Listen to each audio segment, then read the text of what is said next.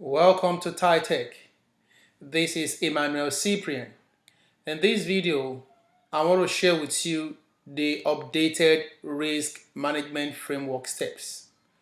Like some of you must have known or read that NIST has updated its publication from NIST 837 to Rev 2.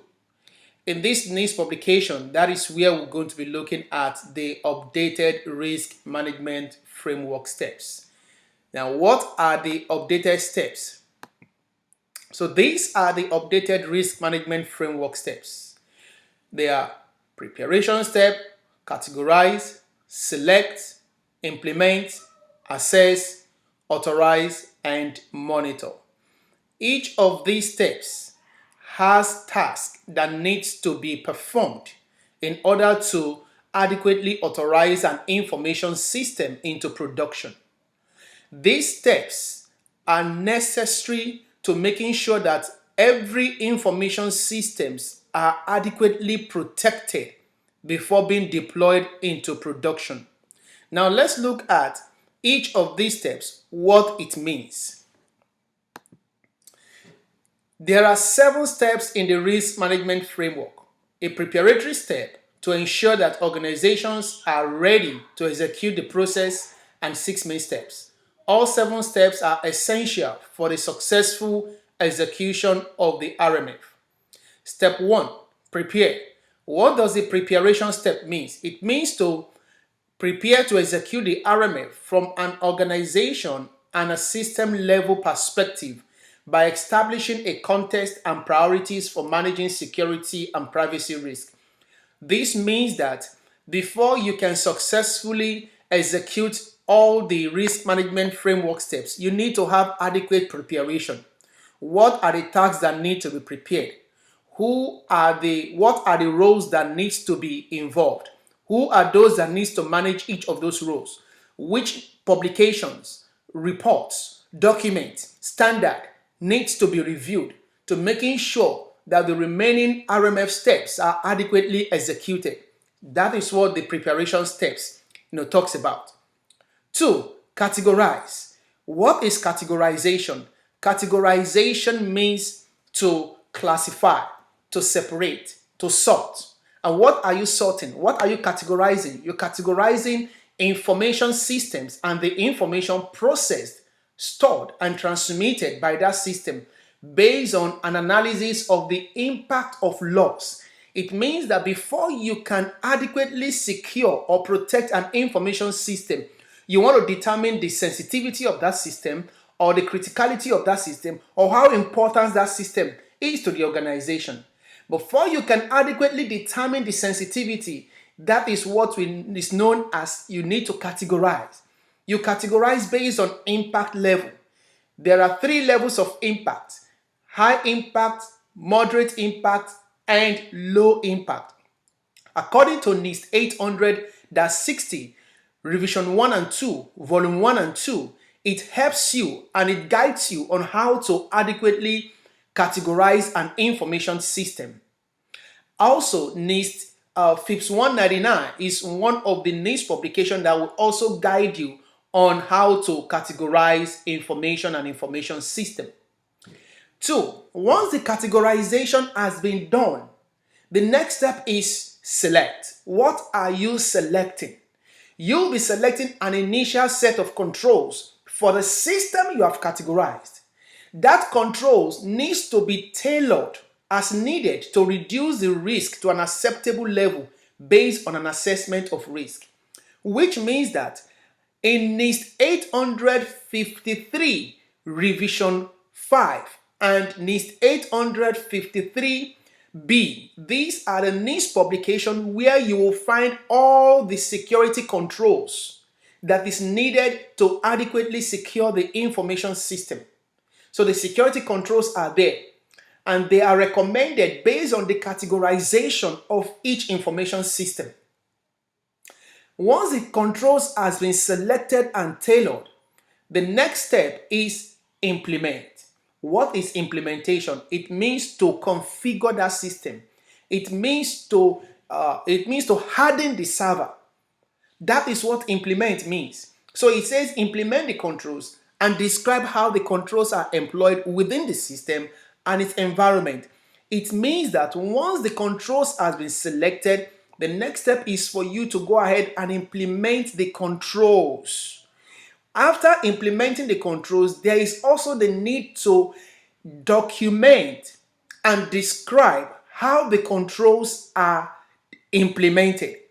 And that you will go to document that in the SSP, which is now known as Security and Privacy Plan. Once the control has been implemented and documented, the next step is assess. What is assessment? Assessment means to audit. It means to examine. It means to confirm. It means to check, to verify.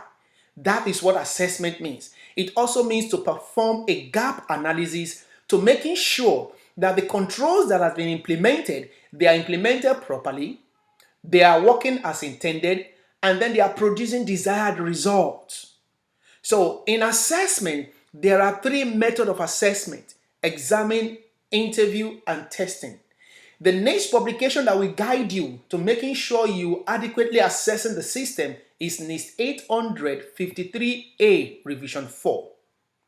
Once the assessment is completed, the next step is authorize. Authorization means to now say, yes, this system is deemed to be adequately secured. Go ahead and deploy into production. Or this system is not adequately secured. We cannot allow the deployment of this system into production. What are the documents that needs to be reviewed in order for authorization to happen? But before we talk about that, authorization means that you authorize a system or common controls based on a determination that the risks to organizational operation, asset, individuals, or other organization and the nation is acceptable. So what this is saying is, before a system could be deployed into production, there is the need to certify that the risk is within acceptable level. And before that can be done, the authorizing official is the one responsible for authorizing the system. He needs to review authorization package. What is contained in the authorization package? SSP, SAR, and POEM.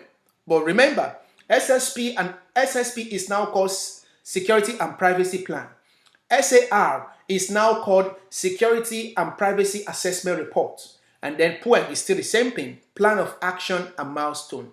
The authorizing official reviews these three documents, and that is how he will be able to determine if the risk to the organization, to individuals, to asset, or to the nation is acceptable.